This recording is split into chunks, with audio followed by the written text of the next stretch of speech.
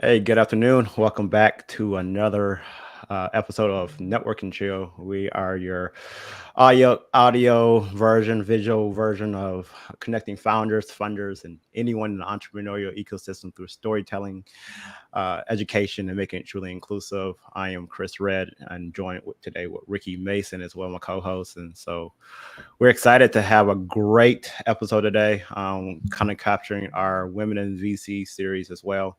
We will wait a few minutes to let some people get joined and really get the audience here before we actually do the formal introduction of our guest today.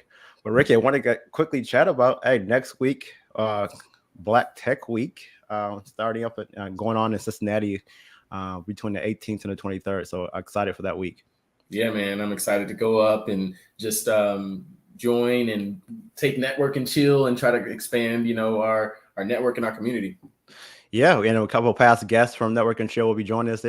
Will be speakers there. Quan Watson from Care Mobile will be speaking, and Jeremiah Chapman from Fresh Fry as well. So I'm excited to see them and support them as well. Yeah, man. And I mean, don't forget the keynote speaker Thursday. Serena Williams will be speaking, so I'm really excited to go up and hear her speak. It's huge, man. It's kind of excited to see Cincinnati, like right here in the heart, like just getting some national coverage. And I think there's as a sold out event over 1,000 attendees, and so Wow. great opportunity. I know folks from Endeavor will be there, folks around the country will be there as well. Yeah, man. I'm definitely excited to, like I said, meet new folks, connect with some more startups and founders. It's going to be an awesome opportunity. I feel like I went to Afrotech back before the pandemic, and this is like a baby, Afrotech kind of, growing there. I know it's been a while. So yeah, if you're attending Black Tech Week, drop a note in the comments. Let's connect. Let's find some ways to collaborate. Have a good. There will be some great people in town. So not only the formal event itself, but a lot of conversations, a lot of meetings, dinners, and coffee and lunches will be taking place there as well. So great opportunity next week in Cincinnati. All right, as people are getting on, I just want to give a quick shout out to our sponsors, Amplify Louisville. Please connect to Amplify Louisville for any programming and connectivity in the Louisville area and throughout the Kentucky as well. Definitely appreciate their continued support and what they're doing for us. And I think the one last piece I want to talk about, Ricky, is like we'll see if we have a little bit of availability. I know we are kind of hosting a Black and Brown Founders event on July 26th.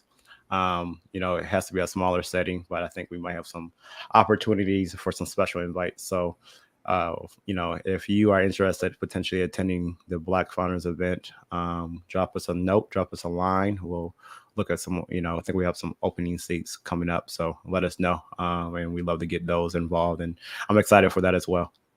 Yeah, definitely going to be a good time, night out, hanging out with the founders, grab a couple drinks and just kick it and, get to know some, people in the community.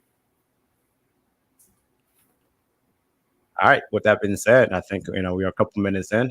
Today we're joined by Monique Villa, who's out of Nashville, Tennessee. She is a Chief Investment Officer of LaunchTN, Tennessee.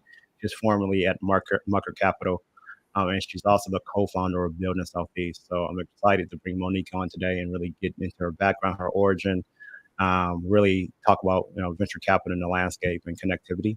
And with that being said, let's bring on Monique. All right. Hi, everyone. Hi, Chris. Hi, Ricky. Nice to see you on this Thursday kind of afternoon. We're getting there. Yeah. We're getting there. Welcome, Monique. We're so excited to have you today. It's been, long overdue. I love just the opportunity to be able to work as your colleague along some of the Building Southeast opportunities over the last year or so.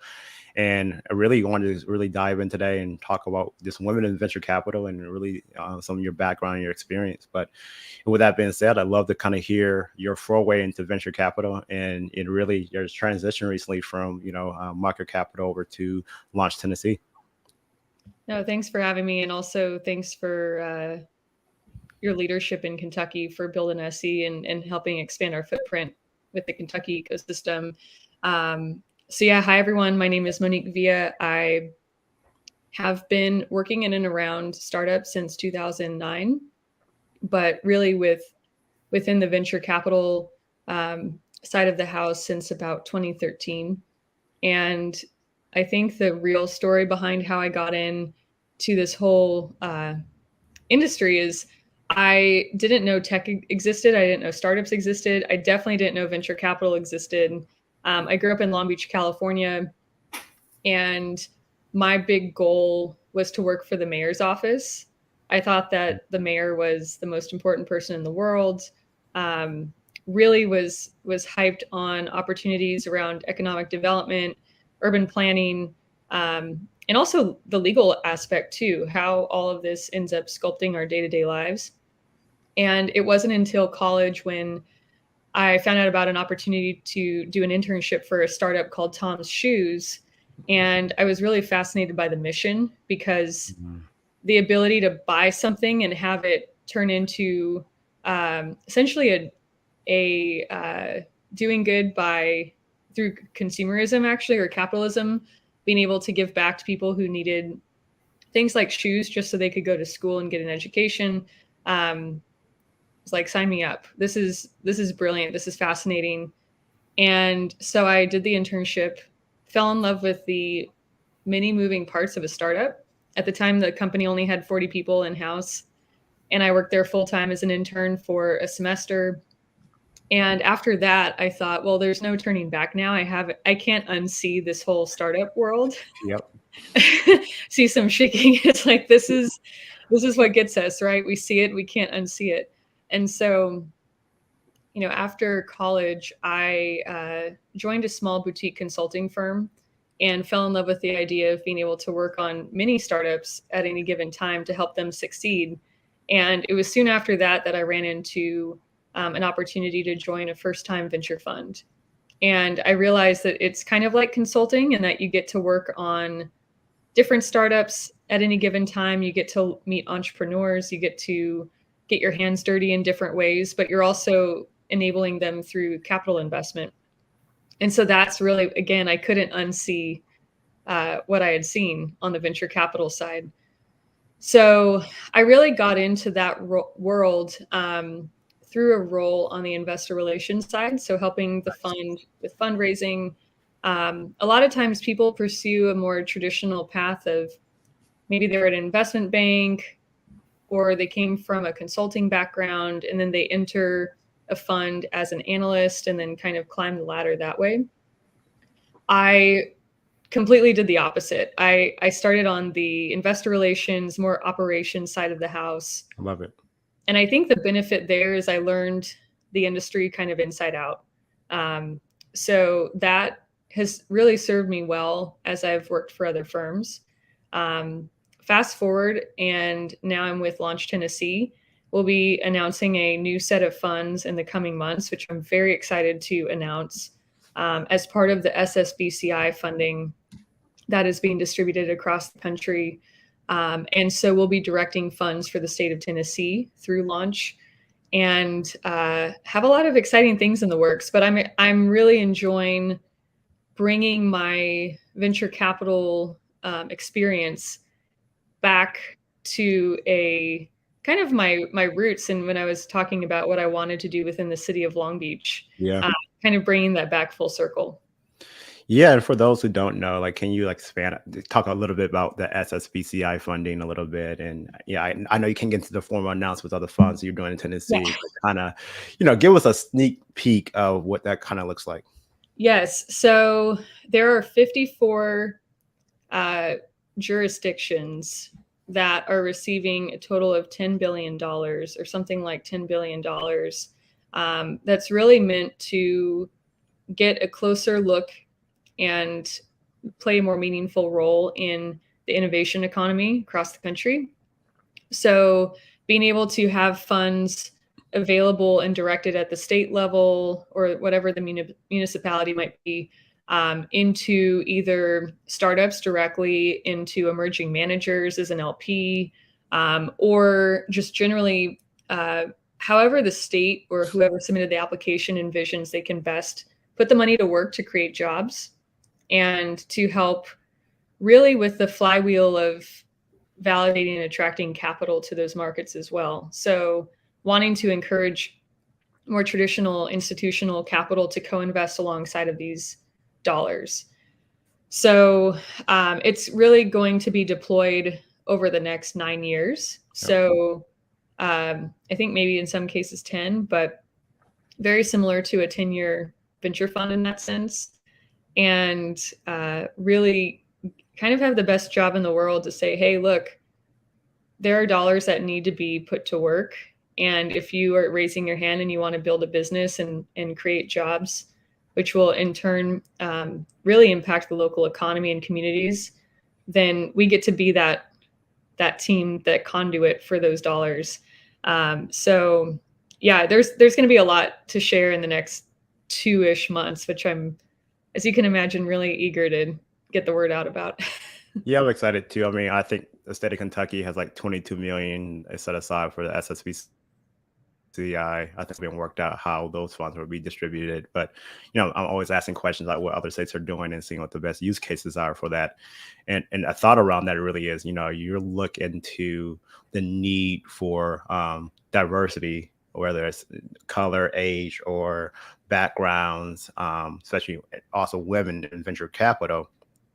You just talk about emerging managers, right? And so, what are your thoughts on the importance of giving emerging managers a shot earlier on? How does that kind of play into the landscape of that economic development and really, actually bringing on more innovation through a wider lens of diverse managers?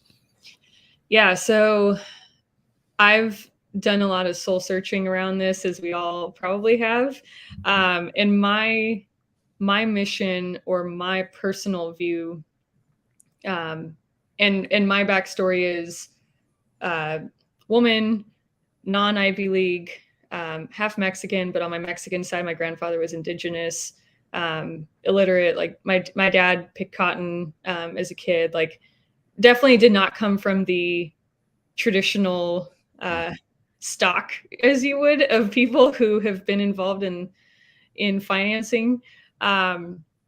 But my personal view is, if you think about where venture capital gets super interesting in terms of companies achieving high growth, being really, having positive unit economics, what really works is when a CEO or a founding team really understands the market opportunity and is tapping into something that's a need in the market. And what we've seen traditionally is the dollars being directed are not being directed in a way that's representative of the market opportunity. And so what happens when you have dollars that are being distributed in line with the makeup of the population? And what happens when you have people directing those dollars that are representative of the population? And that therein, to me, presents a super interesting economic opportunity. Yes. And because of that, that also includes geography. Like, I always say this, I repeat this stat all the time, but if you look at Nashville and where it's located in the country, same as Kentucky, you've got over half the US population within a radius, right? Yes. You've got 75% of the entire economy within like a 2-hour flight. So if those dollars aren't making their way over here, you're missing an entire market opportunity. And so, and then last thing is, we have data now that shows if you have managers directing dollars who come from an underrepresented background, they by nature have a more representative portfolio and deal pipeline. Yes. So we have all the stats. There's no arguing about it. It's like the numbers it's there. Yep. And so if you can distribute this $10 billion across the country, then naturally it follows that the managers and the CEOs also need to be representative of the population. So, and I think we get there by building connectivity between people, between cities, at a regional level, back to build an SE. For the state of Tennessee, it's thinking about the whole state. For women, it's about really connecting different generations. So you've got people who have been in their career for a long time. You have people who are just coming in. being Yes. able to open up communication there. You're talking about the Black and Brown founder meetup. I'm very into connecting Black and Brown communities so that we can collaborate, we can share best practices, we can share deal flow, co-invest. There's a ton that we can build, and I think that part's super fun. I agree. It's a huge opportunity. So exciting as well, right? And like you said, how do you convey that to your LP basis and really understand those data sets and the numbers and saying this is the opportunity, but we're still following these old trends and tactics of having this set of managers you feel more comfortable with, but also you add to the fact that first time funds outperform most traditional funds as well. You like this is a huge opportunity that we are underfunding for sure. Mm-hmm. Well, and also by definition, we are in a high risk asset class. Yes. So I don't see how funding the same people or the same network is taking any risk. You're essentially de-risking your investment. And so you're preventing yourself from tapping into outliers, which is kind of our whole job, is to find outliers, right? And so the outlier is, I mean, there's so many great examples now coming out of even the Southeast. But if you look at MailChimp, for example, who never took outside capital, built it into a multi-billion-dollar business. In Birmingham, Shipped was a big headline for 500 million, but then I think it was, what is the name of the company? It's like Charity Brands. It's so, yeah. for like 2 billion. Yes. Out of Birmingham. I mean, these are outliers because if you think about the capital markets, Silicon Valley, Boston, you don't hear them talk about Birmingham very often, but we are producing all across the country. So there's the opportunity. Yeah. So you talked about some of these funds being used for like job creation. So what are the statistics around startups and creating jobs and having economic impact in communities? And then what are those burning needs in the Southeast that we're looking for, and those companies are needing, and that I guess we're looking to support, because I guess that's a big pillar that we have to handle. There is like, where are these people going to come from to do these jobs? So what are those jobs, and how are we helping create a community that is wealthy in support for those? Yeah. So I wish I had really punchy stats handy, but I think what we forget in talking about startups is they start a small business. Yeah.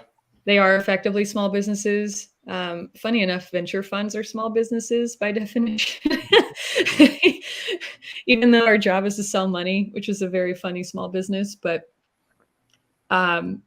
if you think about it this way, small businesses account for 99% of all jobs in the country, right? So I'm long on the private sector in general for economic impact. And also it does in a big way creates jobs. In terms of the economy, SMBs or small businesses account for something like 60% of the economy. The larger corporations account for 40% of the economy. And they do play a role. We have corporates that are located surprisingly all across the country. When you start to look at the Southeast, we're actually getting a directory together. Like, who are all the big corporate players? If you look at Atlanta, for example, that's where Delta is headquartered. That's a huge operation. Tennessee, we've got several large healthcare systems here. We've got the Vanderbilt Medical Center and system. We have some large automotive corporates like Nissan North America is headquartered in Nashville, just south of Nashville. These are things that people don't think about because usually you associate all of that with, whatever, California, New York. Yep. But I would say in terms of startups and where they play a role, what I think is really interesting is the talent development that happens through startups. If I use myself as an example, I've technically only worked for startups, except for once when I worked for a nonprofit that had been around for 27 years. But aside from that, I've only worked for startups. And people took a chance on me. I didn't have necessarily a perfect resume. I was just super eager and curious and would teach myself off of Google. And I think startups are a really great conduit for that. What I think is interesting when you look at some of these other markets, the compensation trajectory is significantly different from a more traditional local path. So if you have a startup that's created in Knoxville, Tennessee, and you have someone who's kind of green out of college, raises their hand, they might come in at a pretty modest salary and maybe complain around the edges that they're not making much money, but watch where they are in 5 years. Yeah. Like there's a pretty significant ramp compared to more traditional paths or employment paths, where it's a lot more flat. So I think if you can get, again, representative CEOs, founders who are hiring, they have a more representative team that's in turn more competitive in the market because they have more perspective to bring to the table. And then they can actually execute together. Now you have a pretty serious, at least at a personal level, economic impact on those people. And then if you get people who have equity in those companies, even if they have a small exit, that starts to get the flywheel going. And last thing I'll say on this rant, always feel free to cut me off, but I have like lots of feelings about everything if you can't tell. What I noticed about the LA community, so when I started in LA wasn't really known for tech. We were kind of in the shadow of Silicon Valley. Everyone talked about what was up north. LA wasn't really a big deal. It was maybe like a few happy hours here and there, and that was it. Yeah. But what I've seen now over the last decade is you had entrepreneurs who took a risk 10 years ago. In the past decade, they've started maybe 4 different companies, and now the 4th one's really working. So they had to get their reps in. And that's something that limited partners talk about for emerging managers. It's like you have to give people a chance to kind of get their rep in. Yes. And then maybe the 4th try is the one. But that ends up turning around, and that can create literally thousands of jobs locally and upward mobility for that talent base. I think you hit the nail on the head when you said starting that flywheel with that local talent, and those local exits are what you see like snowball into, the big economic centers for startups and whatnot. So I think that, that's really huge. And from a talent perspective, like when you come in early as that intern or, first employee at that startup, you get your hands on so much. Like I know one of our, employees, she's a STEM instructor. She's learned game development and she does marketing, like all in one, but like she's an all-star, and I'm excited for her growth and to see where that, takes her as she's just taking the opportunity to, do all these things and learn all of these things. And what you touched on the last piece too, I think is so important, right? You essentially what you said is embracing failure, right? You have founders that took 3 or 4 times to actually have that outcome. You look at emerging ecosystems, right? And I look throughout the Midwest and Southeast as these emerging hubs. So you mentioned Birmingham. I'll throw Louisville into the mix, right? And I think that one of the things I'm starting to understand is how do we get people to get over embracing failure and taking shots on founders multiple times and not realizing that maybe the first one doesn't work out, but how do we find the right team and give them shots on goal in order to have that outcome? Yeah. So I'll try and keep this concise.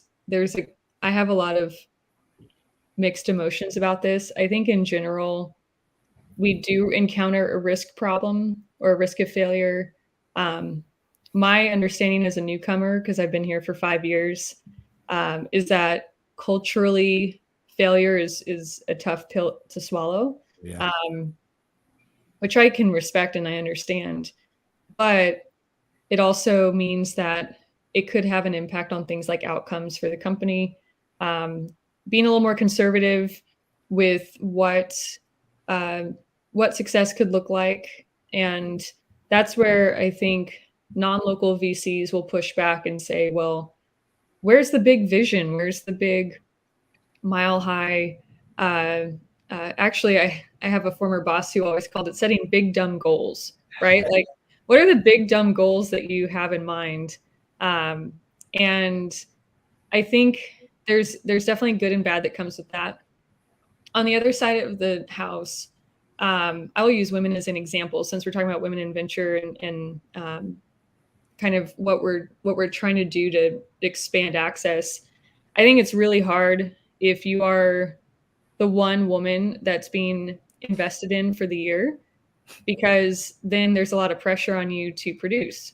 And so if you have a very high bar set for you personally within the context of your VCs and whatnot, there's a lot of pressure to succeed and it's harder to take risk. Whereas I think maybe other people that might be getting funding have more rope or to take those risks. And if they fail, it's not going to have as big of an impact on whatever happens next. So I think we're placing undue pressure on some of the CEOs that are getting funding, that are getting a seat at the table for the first time. Same thing for emerging managers. I think it's less so maybe for emerging managers. I think limited partners understand timelines. Yeah. They're thinking 20, 30 years out, whereas VCs backing a startup are thinking really 3 to 5 years out because they need to raise the next fund.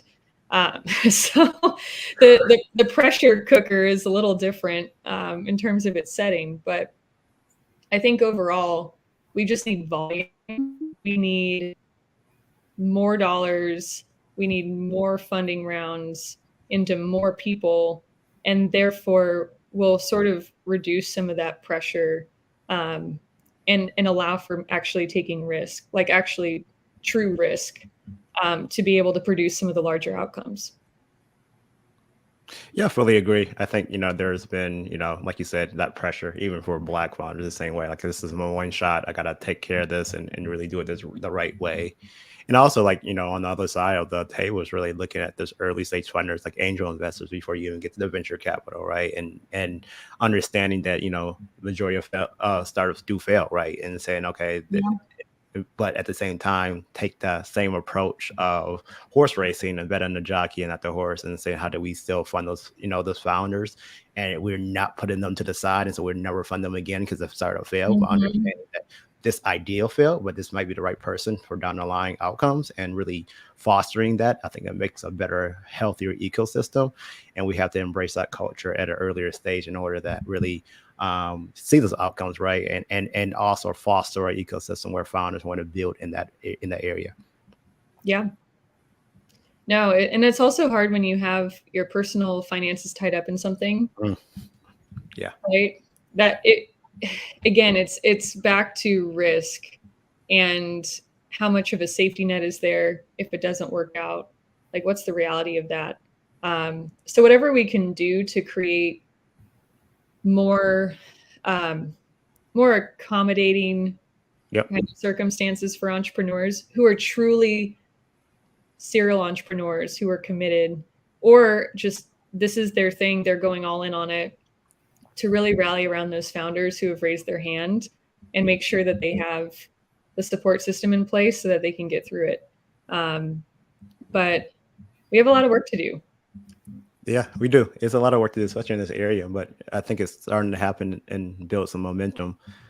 My next question is kind of selfish. See, this question is more for Ricky in a sense, right? Emerging startup, raising capital, and you look at the current landscape and the ecosystem around, this economy in general, and you look at it looks like funding has slowed down, but there's a lot of dry powder on the sidelines again. So for like a potential, startups looking to raise capital, what's the current environment looks like to you, in your opinion? And if companies are looking to raise capital soon, like, how should they approach that endeavor? Yeah, I mean, it's a tough market right now. I mean, I would definitely say, I feel like I've been trying to figure out really what was the big, shift and change. And I feel like it's really kind of what we talked about is VCs and, people in the industry are, seeing the results of some of these investments and whatnot. And they're more apprehensive, now to pull the trigger, on some of these things. And I think a lot of things in the market are were hyped and misunderstood, where they were really going at the time when these investments were made early on, especially when we're talking about crypto, Web3, in the NFT space. Like, yeah, we're betting on the dream. Like you said, yeah, sell the big dumb dream, but they forgot about the actual small business, the thing that's making money and how that's going to survive, beyond this, startup funding. And I think for years, we've had so many startups that have been funded and funded and funded that were upside down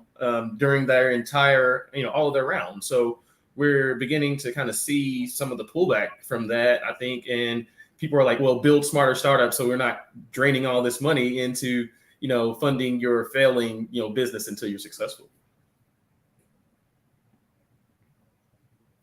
Thoughts, Monique? Yeah, so it's a really weird time in that there's never been more AUM raised and dry powder in the market. But as we've seen, the majority of that AUM has been going into larger and larger rounds. What's really interesting is with the public market crunch, the later stage companies that started to get really explorative, started exploring the space a lot and started going really early, which was not really part of their model. We have growth investors that were like, let's do seed, let's do pre-seed, just for access. It got really aggressive. It got aggro for a couple of years there. Now they're going back by and large to their original scheduled programming, we'll call it. And that all has happened just since May. So we're only 2 months into people kind of correcting course and saying, no, let's go back to our original strategy and not be as free-spirited with where we play. Yep. The result of that is then it goes further down the food chain, starts to impact Series A, seed, even pre-seed. In reality, a lot of powers that be in the industry believe that economically uncertain times can be really attractive time to build a company and scale something, mainly because it's a forcing function to be more thoughtful with your burn. And people are, instead of thinking in 6 to 9 month runway increments, they're thinking more 18 to 24. And so that means that, again, the, what is it? Scarcity is something about necessity. Necessity is the something of invention. I don't have the right quote, but if you have to find product market fit, as opposed to, oh, we can just delay that for the next raise. We know we can raise money in the meantime. Necessity is the mother of invention. Maybe that's what the quote is. But if you have those circumstances, it has produced really big outcomes in the past, at least in terms of past cycles. So I think truly long-term investors are still thinking that way. They don't change their thoughts. They just kind of take inventory and keep moving. Some of the newer entrants or people who are caught up in the hype cycle are probably slamming the brakes because it's not the land of milk and honey that they were used to the last 10 years or however long it's been. So entrepreneurs are going to see some of that. But I think the big opportunity is if you can find an really overlooked market opportunity and execute in a way that demonstrates really healthy growth, you will be able to raise capital. And I think it's really the growth rate rather than just revenue that people are looking for. If you can scale something quickly in 6 months, you will be able to raise. If it's a little flat or you haven't really tapped into a truly repeatable acquisition channel, and maybe your market is smaller, then it can be tough. And so you have to sort of look elsewhere for that funding through this time. Makes a lot of sense. I think it also resets like what venture capital funds that founders should be targeting. Like you said, is no more of that downstream investment early stage. You don't see as much of that capital flowing, and then the timelines, particularly around investment, will change a little bit and being a little bit more thoughtful of your burn rate and how long that capital will last you. like you said, if you're building a strong company and showing growth and showing revenue, and that's been continuously, you'll be able to find that capital, but you won't see as many headlines flashing around like you did 6 months ago. Which is probably good long term. It's painful in the short term, but I don't know that that was sustainable. I don't think anyone believed it was sustainable. Yeah.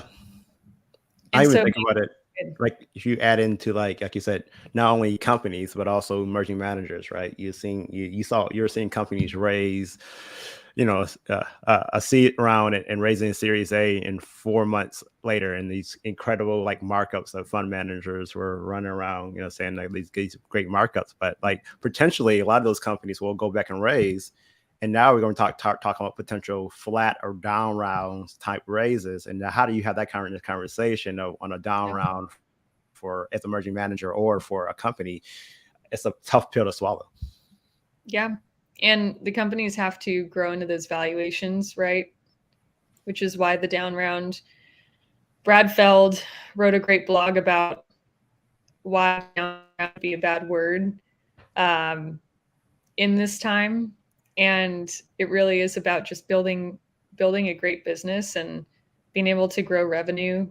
And so if you need to raise capital and maybe it's at a more appropriate valuation than your last round, there's going to be a path forward, right? It's not going to kill the company. It might not be as comfortable as your last round was, or again, it's the pill. How easily can you swallow it? I think overall, it's long term. If you're not thinking long term, you're probably going to run into some problems. No matter what, no matter what's going on in the economy, you're going to run into some problems. True. Yeah, I think that's the key, like you said, is building strong startups. And a lot of startups, keeping in mind, like, your small business over your, large scaling idea.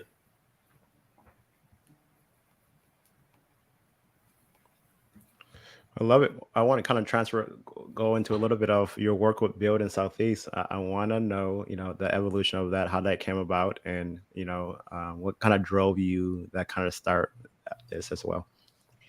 So Build an SE happened by accident. My co-founder Grace and I have lots of conversations and honestly laugh about it because this all started, Grace and I moved to Nashville around the same time.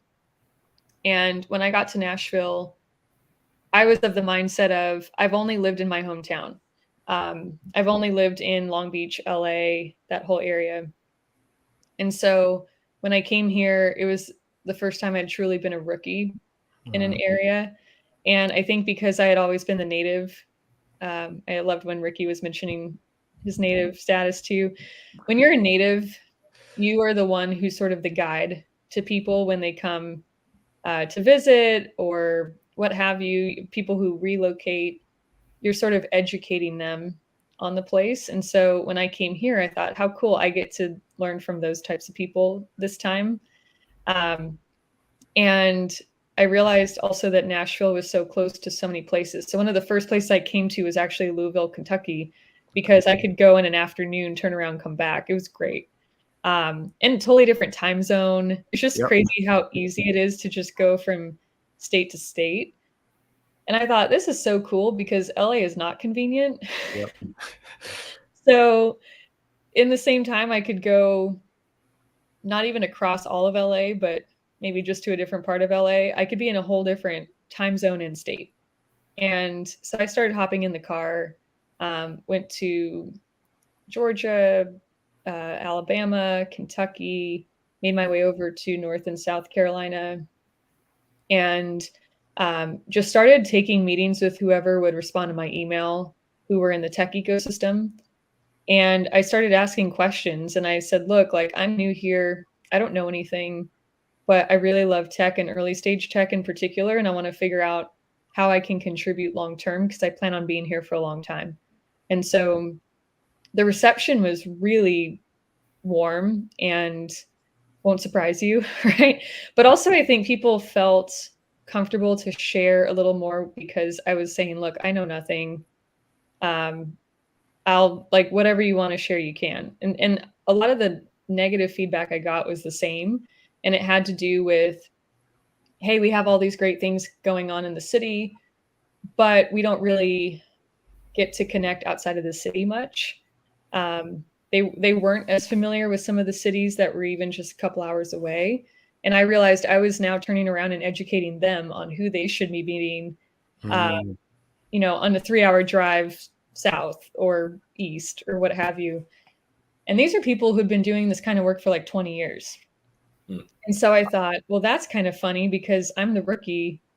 How am I the one connecting people? And that's where we started talking, Grace and I, and said, look, like, what if we started just doing some research at a regional level and finding ways to kind of open up communication lines for people and to do some of this work? And the more we dug, the more people sort of started raising their hands. Like Chris, all these brilliant people just kind of show up and say, hey, this is resonating with me. I want to see this happen too. What can we do? And I think the benefit that we have as well is that we don't have stakeholders at the table. So we are sort of free to roam around the region as we please and do what we want. We don't have to apply what we're doing to any given parameters. We can just say, look, what if we did this? What if we did that? What if we partnered with this group? What if we hosted these events? And so to date, we've published research, we've hosted large and small scale events. We've gotten sponsorship for a number of our projects. Now we're doing things like we have a monthly deal call for women investors in the Southeast. We're calling that WISE. And now that's going to roll into our 3rd annual really nice dinner here in Nashville, connecting women investors all across the country. We were also the first to publish. It was one of our curators out of North Carolina, Jalen Hatton. He created the first directory for Black VCs in the Southeast because he had that question. He's like, who's here as VCs? What are they working on? What are their roles? And so we just created things like directories, guides to cities, hosted events. We did peer CEO meetups during COVID lockdown. Yeah, people were getting to hang out on Zoom and connect with one another. So sky's the limit. Yeah, and especially coming out of COVID, I think it's a huge opportunity. Your testament, like there's so many folks that I mention your name or building SC, like they don't know what it is, and realizing that we just lack that connectivity. And I think the opportunity, like you said, around investment purely around this region, the Southeast Midwest, is really around collaboration. Like, how do we know those key players? And we're, like you said, we're too close not to know the key players. Like knowing that I can drive down to Nashville tomorrow and come back the same day, right? And it's same thing for Cincinnati. We're an hour and 20 minutes away. We're 2 hours to Indianapolis. So like we have so many places right here, right in the city of Louisville, that we can get to very easily. And I think what you are doing is super impactful, unlocking doors. And if I can go down to Nashville, that you can quickly set my whole day up with meetings with people to meet there, which is like a huge unlock, whether CEOs or investors, like something that we definitely got to take advantage of. So what are some of like the opportunities that you've seen? Like, I mean, coming out of California and the LA area, like what are some of the similarities and differences and opportunities that you see like in the Southeast, and why build in the Southeast? I guess big question. So I'm going to answer that in reverse. So why build in SC? It's because no one else continues to raise their hand. Like it's amazing. There's demand for this, and yet no one else is doing it because they're not incentivized to do it. And I think that's sort of the key, is how our incentives structured. And for us, we are not motivated by making money off of this, probably to a fault. We're like too mission driven sometimes, but at the same time, we're like, no, we just really love this work, so we're going to keep going. You sound like Ricky and I, what we're doing at Network and Chill. It sounds exactly like us. Yeah, it's one of those things where really brilliant people keep showing up and raising their hands. And so there's no way we could possibly stop at this point, because they keep showing up and we keep getting validation that people want this, and no one else is doing it. So then we look at each other and we say, okay, I guess it's us still. Like this is still in our court. And we're excited. We're actually relaunching the website, and we'll have an interactive map so people can really quickly zoom in on any part of the region and get up to speed on the startup community. So we're going to have some really cool functionality and streamline that. But I think in terms of the first part of your question, some of the really low-hanging fruit opportunities are the ones that we've been tackling.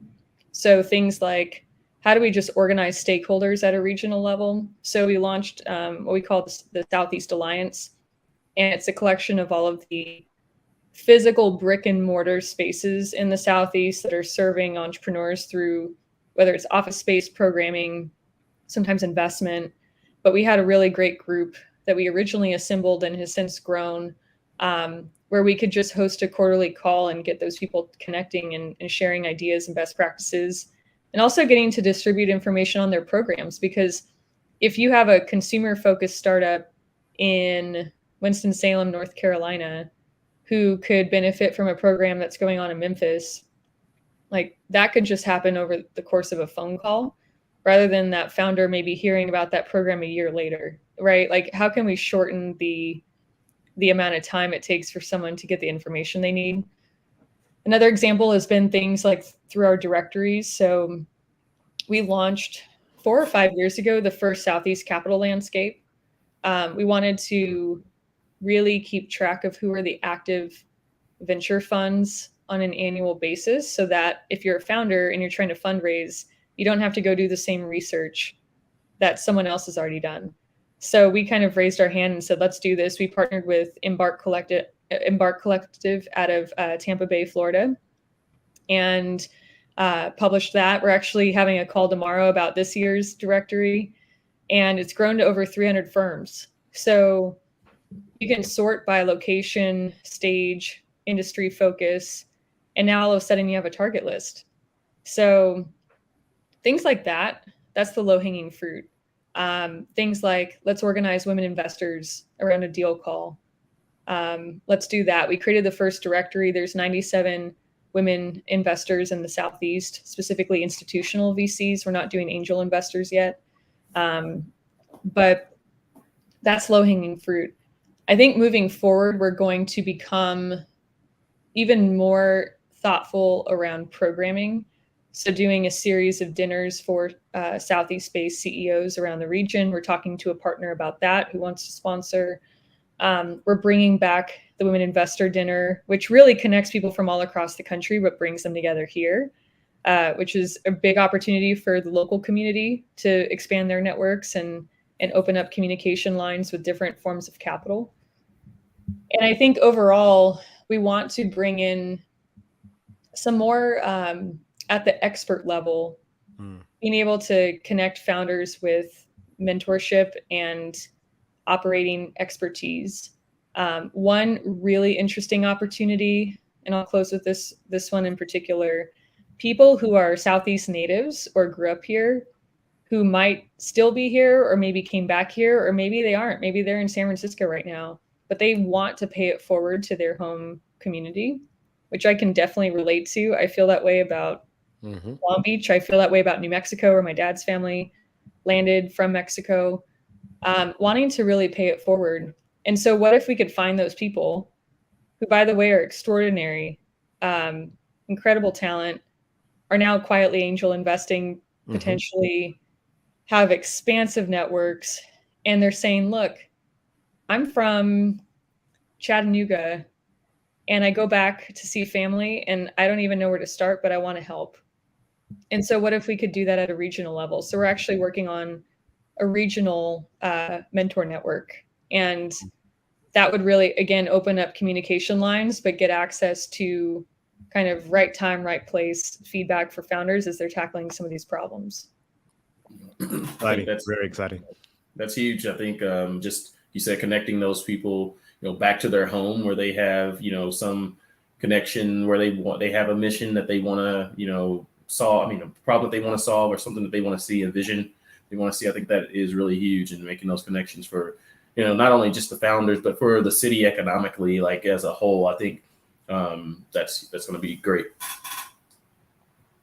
Yeah, super exciting. I think there's a lot of great work to be done. I love, being a part of it and just curating and adding Kentucky to, that ecosystem is huge for us to be help us build our connectivity and really build some collaborating partners throughout the region as well. No, and I'm glad you mentioned that, because the other last example I'll give, because again, sky's the limit. We don't have any stakeholders telling us what we can and can't do, so we can kind of do what we want. But the vision too is to have local experts that we could count on to be that source of truth for that area. So Chris really understanding Kentucky, but being able to connect someone like Chris to uh, Dan in Tampa Bay, Florida. It's like, I don't know anything about Tampa Bay, Florida. I've been there 3 times. I don't know that much about Kentucky. I've been there probably about a dozen times at this point. But if we wanted to get intelligence at a regional level, having those actual local experts connecting and sharing information, all of a sudden we have a regional intelligence lens that's never Mhm. existed before. Yeah. And so our vision too is to have an expert in every market across the Southeast who has the open rails to communicate with one another and say, hey, I'm curious about XYZ. And then within minutes, you've significantly cut down the amount of time in order to get access to that information, instead of having to turn to Google again or try Yep. and hunt down someone on LinkedIn. It's like you could just Slack them, or you could text them and say, hey, what's the deal with that conference? Or, wow, that was a big announcement. Or, what's going on over there? Or, I hear you guys are doing a lot of work in, again, automotive is an example. Who should my CEO I'm working with be in touch with?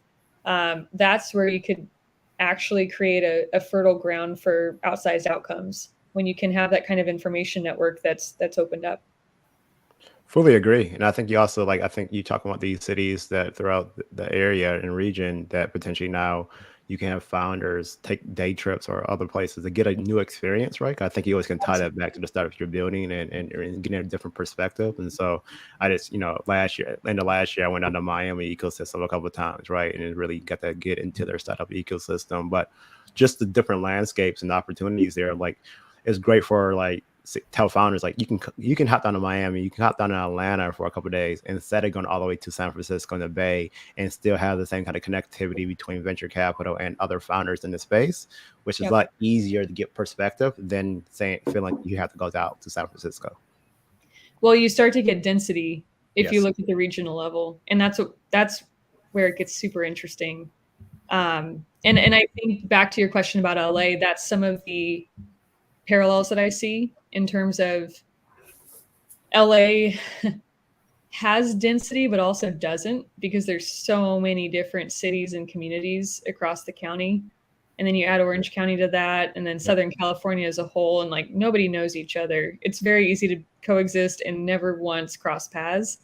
And so I think similarly, um, it's like that, but distributed across a region. And so how do we just, again, do some really common sense, low hanging fruit type efforts to kind of open up communication lines? And I think to LA's point, it was also undercapitalized, and a lot of the VCs there will argue that it's still undercapitalized relative to the opportunity. So me growing up professionally alongside of the city growing up professionally in the tech ecosystem was super interesting. And I am definitely tapping into some of those best practices that I got to witness as we think about things we can do here. I love it. Well, as we come up onto the hour, we got a couple of hot seat questions for you, a little fire round, So and we'll have some fun with that. Ricky, you want to start those off? I have them open, but I don't know if you have them open or not. No, you can kick them off. Cool. All right. Are you ready, Monique? I hope so. All I'll right. find out. First question. The first one's pretty easy. What's your favorite book recommendation and why? So is this all time or current? It could be either one.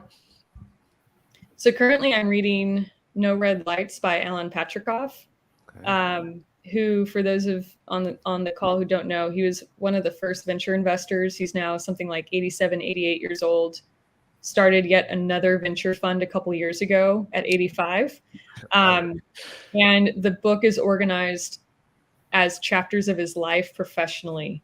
So he talks about, and it's all around this analogy of driving the car. So quick version is, if you're riding in the passenger seat versus you're taking, a seat behind the wheel, and what that's looked like for him, and also how cultural connectivity and being engaged in politics and supporting arts have also played a big role in his professional career, even though it's not technically his job as a venture capitalist. So I feel like I'm being mentored through this book, and it's super interesting. So I've been learning a lot through that. I think more broadly for founders, really boring but interesting book that was recommended, something we recommended a lot at Mucker Capital, is called, what is it? It's like Repeatable Revenue or something like that. It's essentially from like the founders of Salesforce on how they built their sales organization. I think every CEO should read it. Add those in the comments, Ricky. No red lights and I think it's repeatable revenue. I think it's something like that. I might be misquoting it, but yeah, sorry. Next one. I'll be adding no red lights to my reading list, Monique. So I appreciate it's fun. It. All right. Next one is the best piece of advice that you've been given recently or just all time. Oh, it's a good one. Best piece of advice. I think it's something that I have been thinking about a lot recently, especially with talent, is just communicating outwardly your willingness and interest in learning. So if you can approach everything that you do with a learner's mindset, like I've heard stories about Steve Jobs types coming to classes to lecture in Stanford or whatnot, but also bringing a notepad with them and taking notes while they're there. I think just generally coming to everything with a learner's mindset and also community learning, that's something that has served me super well as a newcomer. And I also see now working super well for kind of the next generation.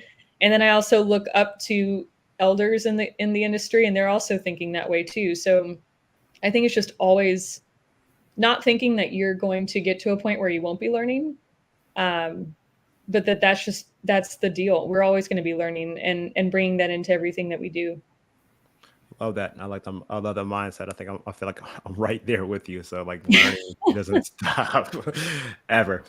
All right. Here's a fun one for you. If you had unlimited money, all right, what would be your ideal getaway or vacation? Whew, ideal getaway or vacation. These are really spicy questions. Like, these are really good. Good prompt for me to think about a vacation too. Gotta have balance. Seriously. Well, right now my husband and I are talking about going to Italy, specifically because his family's from there and he's never been back to the motherland. So we're like, we have to go.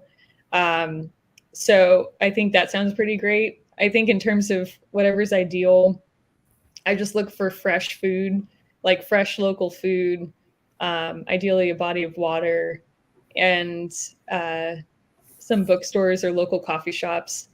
Anything that's not too touristy, something that feels a little more sincere is usually my bag. Yeah, I'm always looking for a body of water personally, so that's my ideal. And food. Yeah, good food. All day long, food and a body of water, like it's paradise. We're good. Yeah. And some good coffee, like you said too. Like, yes. I agree with that. All right, got two more for you. So this one is kind of fun as well. So if you had to make the ultimate entrepreneur, what two people would you pair up to make the ultimate entrepreneur? Oh, that's a good question. Wow. There's a lot of different people that come to mind. And I think in terms of at least the qualities that come to mind, it's a balance between, self-awareness is number one. Just like people who are super self-aware, and come to things with a sense of humility, but are also confident and willing to take risks. And so in terms of two people, oof. I mean, honestly, it's so funny because I'm thinking it's like recency bias potentially, but you're talking about Serena Williams coming to talk, and I'm a huge fan, and I think she represents a very modern day entrepreneur who is, one, exceptional in her athletic career, but has turned around and also has really diverse range of interests, including a venture fund. But it's also interested in things like architecture and interior design. Like I've read so many interesting articles about the different projects and things that she has her hands in, but also has a significant social media following and engages people and helps to get the word out. So I think it's interesting to think about people who humanize themselves, but are also just exceptional at everything that they do and also take risks. And so she's really an unusual example in that usually when we're talking about entrepreneurs, it's just like, oh, they just do tech. Yep. And they're just good at tech. And she's like an all hands on deck, good at everything. So I almost feel like if you put her and Alexis Ohanian together, they're kind of like the perfect entrepreneur, but they happen to marry each other. So good for them. That was genius. Yeah, recency bias. There's too many good examples, but funny enough, if you put the two of them together, like that's pretty solid. I know. I'm watching everything he's doing at 776 right now. Like it's incredible, right? It's insane right now what they're doing. So you're absolutely right. Everything that he tweets out or gets announced about what she's doing, I'm like, standing ovation. That's genius. Let's go. So, anyways, sorry, my dog's barking in the background. You're perfectly fine. So last one, right? So I know what the building I see. We have a shirt, right? Says unicorns are built here. And so the question is, what is the secret sauce to making unicorns? So one of my former bosses said this really poignantly. Before I joined the firm, back when he was a mentor of mine, and I went to go meet him for lunch, and we barely said hi, and we started walking out, and he said, this whole industry is random. It's like the bottom, however many percent are in the bottom, like it's not working, no product market fit, no momentum. Like in the middle, it's kind of a free for all. You never know where it'll go. But the top 10% is completely random. And I think it's because it really is, there's so many variables that have to come together for something like a unicorn to be made. And it doesn't happen overnight. You talk about like 20-year overnight success stories. So it's right time, right place, being really close to your end user and your customer and having a unique insight into that need set, and to build for that and execute for it, and to make the right decision something like 70% of the time, knowing you're going to make it the wrong decision probably 30% of the time. And if all the stars align, then yes, you can produce a large outcome.